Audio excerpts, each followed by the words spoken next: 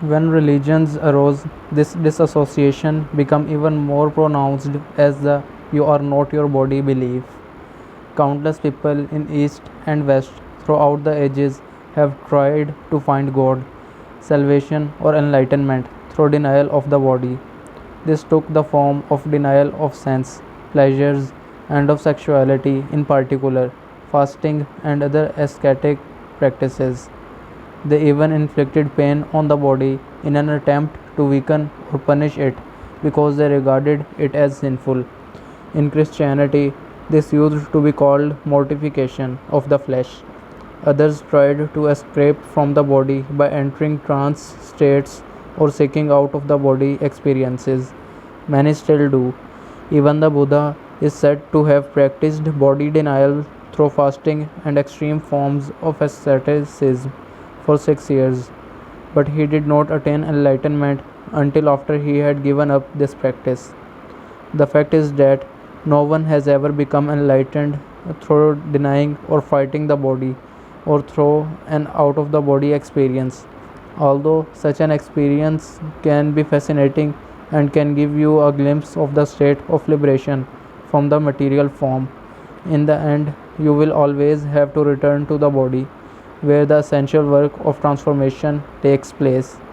Transformation is through the body, not away from it.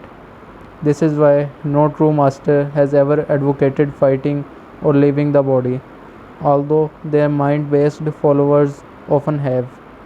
Of the ancient teachings concerning the body, only certain fragments survive, such as Jesus' statement that your whole body will be filled with light, or they survive as myths, such as the belief that Jesus never relinquished his body but remained one with it and ascended into heaven with it.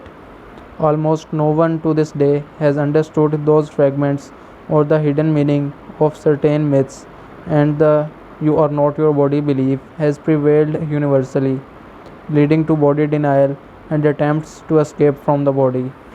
Countless seekers have thus been prevented from attaining spiritual realization for themselves and becoming finders. Is it possible to recover the lost teaching on the significance of the body or to reconstruct them from the existing fragments? There is no need for that. All spiritual teachings originate from the same source. In that sense, there is and always have been only one master who manifests in many different forms. I am that master, and so are you. Once you are able to access the source within, and the way to it is through the inner body. Although all spiritual teachings originate from the same source, once they become verbalized and written down, they are obviously no more than collections of words. And a word is nothing but a signpost, as we talked about earlier. All such teachings are signposts, pointing the way back to the source. I have already spoken of the truth that is hidden within your body, but I will summarize for you again the lost teachings of the matters. So, here is another signpost. Please endeavor to feel your inner body as you read or listen. Sermon on the Body. What you perceive as a dense physical structure called the body, which is subject to disease, old age, and death, is not ultimately real, is not you. It is a misperception of your essential reality that is beyond birth and death, and is due to limitations of your mind, which, having lost touch with being, creates the body as evidence of its illusory belief in the separation and to justify its state of fear. But do not turn away from the body, for within that symbol of impermanence, limitation, and death that you perceive as the illusory creation of your mind is concealed the splendor of your essential and immortal reality.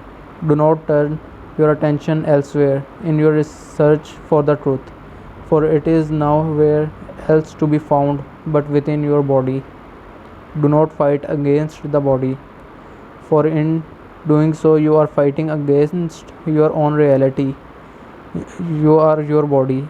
The body that you can see and touch is only a thin illusory veil. Underneath it lies the invincible inner body, the doorway into being, the life unmanifested through the inner body.